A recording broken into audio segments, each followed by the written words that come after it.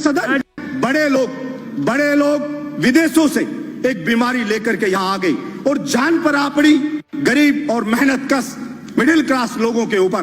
तरह तरह की बात होती है, आदेश जारी होते हैं।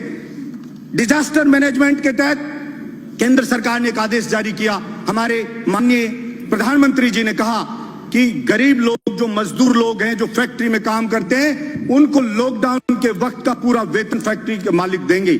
लेकिन एक भी गरीब को, हिंदुस्तान को, अगर सच्चाई आप जानना चाहते हैं तो आपने बोला, और स्टेट गवर्नमेंट ने भी, मैं कोई पक्ष नहीं लूंगा, अगर गलती स्टेट गवर्नमेंट की होगी तो निश्चित रूप से छाती ठोक के विरोध भी करके मैं बोलूंगा कि यह चीज गलत है। हिंदुस्तान की सभी स्टेट गवर्नमेंट ने आदेश जारी कर दिया, डायरेक्शन जारी कर दिए कि हां सबको लॉकडाउन के वक्त का वेतन दिया जाएगा, लेकिन एक को भी नहीं मिला, एक भी आदमी को। इसलिए मैं मांग करता हूं इस सदन के अंदर कि आप कोई बिल लेके आए और आप बिल्कुल इस चीज के लिए स्ट्रिक्टली उसको जारी करवाएं। केवल बोलने से सस्ती लोकप्रियता हासिल करके पीछा नहीं छूटेगा।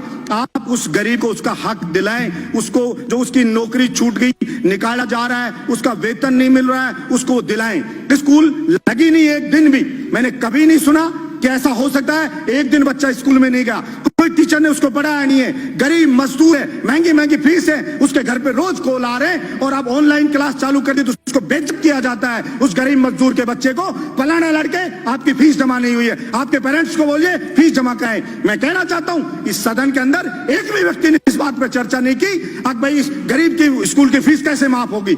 और सुप्रीम कोर्ट में गए, अभिभावक गए, तो सुप्रीम कोर्ट ने कहा हर स्टेट के अलग अलग चीजें प्रॉब्लम है, अलग अलग स्थिति, आप हाई कोर्ट में जाइए, वहां की गवर्नमेंट से बात करिए। लेकिन मैं कहना चाहता हूं, आपने बोल दिया, एक बार बोलने से नहीं होगा। मेरे बहरोड में बुला के सारे स्कूल मालिकों को कहा कि बलजीत यादव जिंदा है तब तक यहां पे कोई किसी की फीस नहीं ले सकता। गरीब मजदूर की मेरी छाती पे चढ़ के फीस ले सकते हो, उसके लिए मुझे चाहे अरेस्ट कर लेना, चाहे कह देना कानून को नहीं मान रहा है, लेकिन कानून या तो बनाइए और नहीं बनाएंगे तो निश्चित रूप से न्याय नहीं होने देंगे। हम लड़ेंगे और जनता की डिमांड होती है, वैसे ही कानून बनते हैं, बिगड़ते हैं, बनाए जाते हैं नहीं। इसलिए सरकार में मांग करता हूं कि ये कानून बिल लेके आए और उसको कहे। और अभी कई स्टेट ने किया, यूपी ने, स्टेट ने किया, नहीं माना तो यूपी स्टेट ने एक बिल वो लेकर के आई, ऑर्डिनेंस जारी करवाया, self finance independent school act 2020।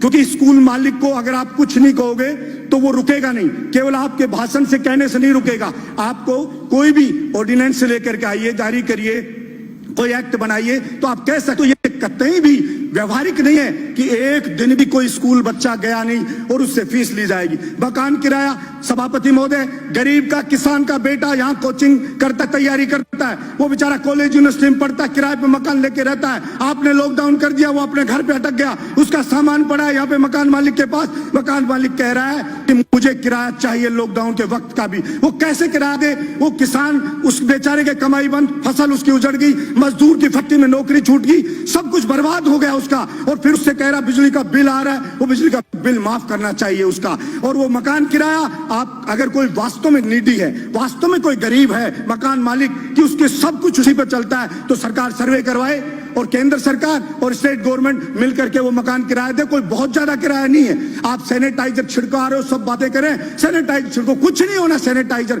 पानी छिड़केंगे खा जाएंगे लोग बाग।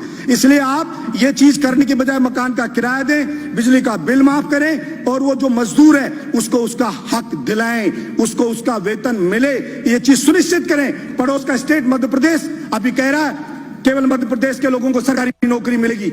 मैंने पहले भी पिछले सदन में इस बात को उठाया था। 21 स्टेट हिंदुस्तान के ऐसे हैं जिसके अंदर राजस्थान के जो अभ्यर्थी उनके सिलेक्शन की जो परसेंटेज देखो 0 है, वहां नहीं लिया जा रहा है। अगर या तो हो कि पूरे हिंदुस्तान में कोई भी स्टेट ये बाउंड नहीं करे कि हमारी स्टेट का आदमी नौकरी लगेगा, और अगर लगेगा तो राजस्थान के जवान के साथ फिर अन्याय बर्दाश्त नहीं किया जाएगा। सरकार जहां भी कानून लेके आए, सारा ठेका राजस्थान के युवा ने नहीं उठा रखा कि सारी की सारी कीमत राजस्थान का युवा